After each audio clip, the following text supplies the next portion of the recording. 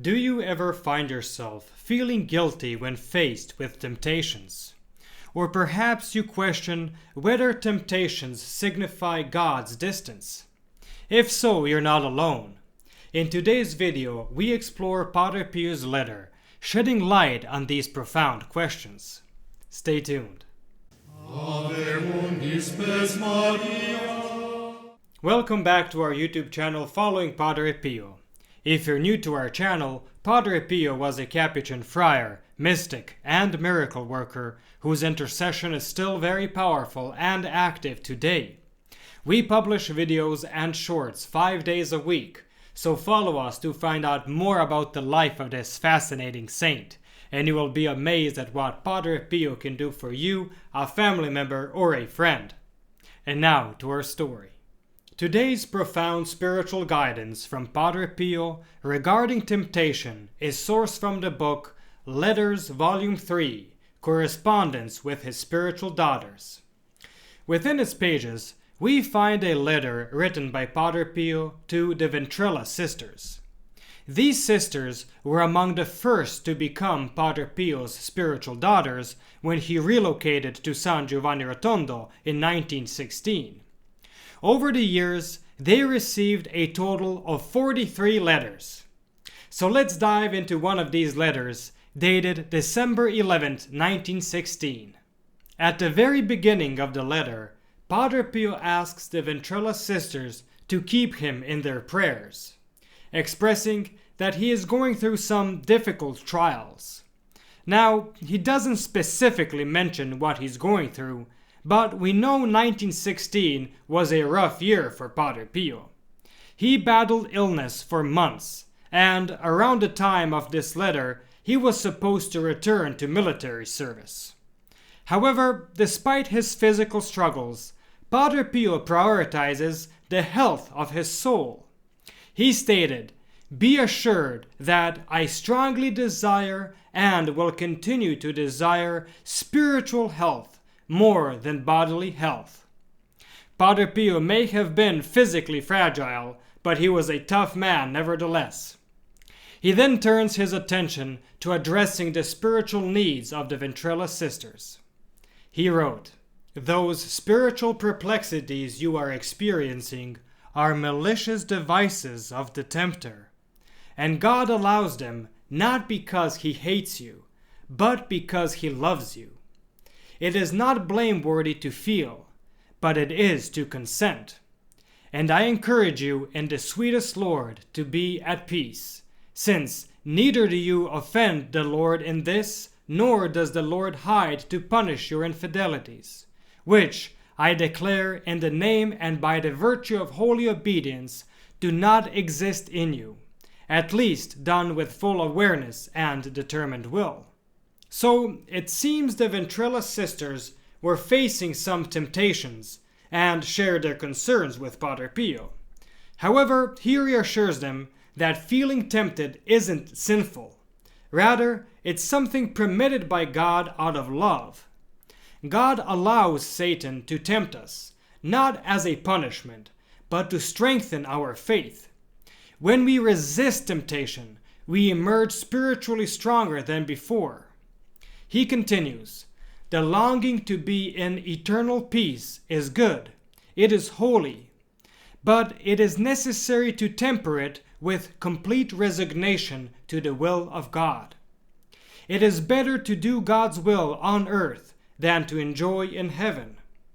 To suffer and not to die was the desire of Saint Teresa. Purgatory is sweet when suffered for the love of God." How often do we desire to live our lives in peace, free from trials and temptations? I know I do, but God's plans are often different. Padre Pio offers some words of encouragement. The trials to which God subjects you and will subject you are all signs of divine favor and jewels for the soul. The winter will pass, my dears, and the endless spring will come, richer in beauty the harder the storms have been. The darkness you are experiencing is a sign of God's closeness to your souls.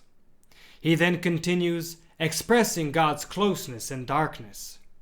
God hiding in darkness implies a magnification to our eyes, transforming from visible and intelligible into pure divine being. The struggle with the enemy should not frighten you. The closer God becomes to the soul, the more likely the adversary is within. Take courage.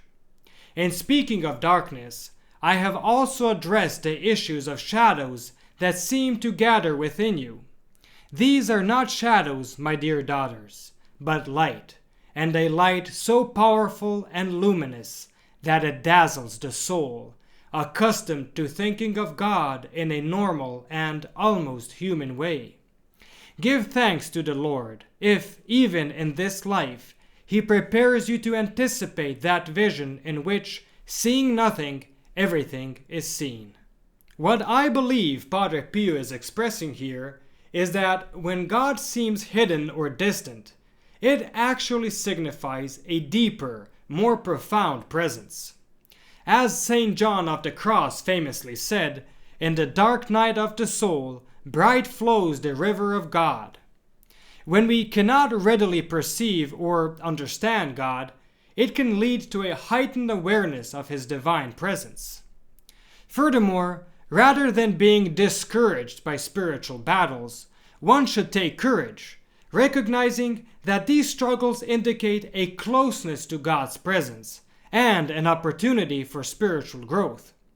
God does not leave us to fight alone.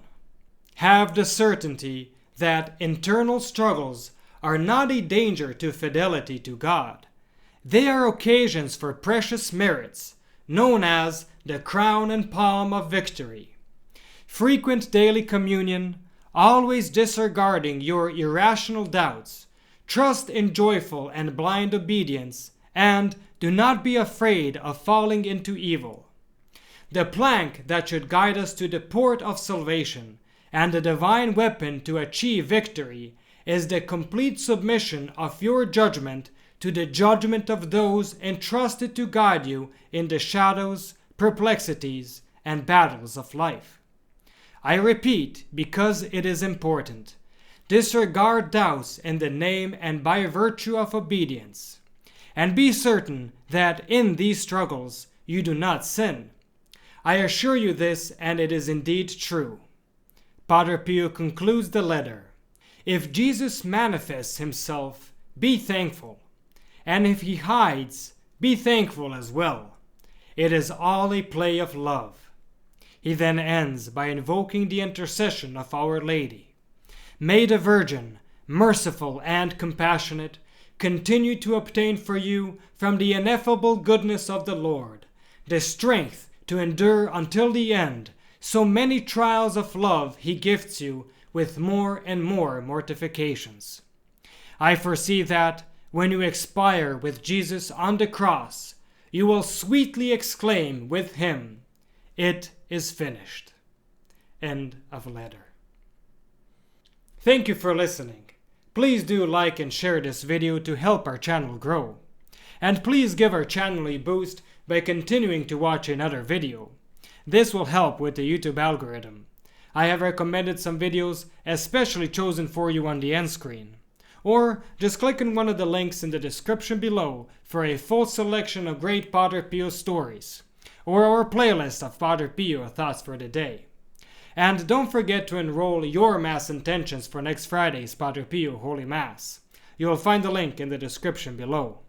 And stay tuned for the next video on the life of Padre Pio.